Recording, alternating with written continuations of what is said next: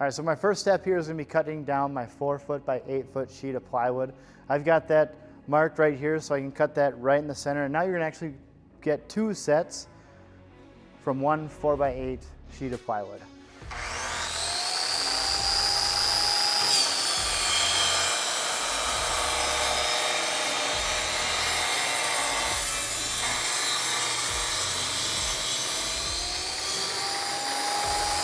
So here's one reason why I like this panel saw, is that gravity is our friend, and so we're gonna actually be able to make this rip cut now with my panel saw, but I need to pay attention to the wood grain lines on my sheet here. I just cut down my 4x8 sheet. I didn't even actually move this one, and so you can see that the wood grain is going this way, which for a rip cut, I wanna be cutting that way. So like I said, gravity is gonna be my friend.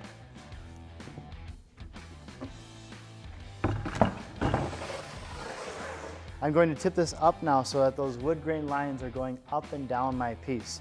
I've got a tape line here, which makes it really easy to get 2 identical parts. I've got 24 inches right there, and I've got 24 inches right there.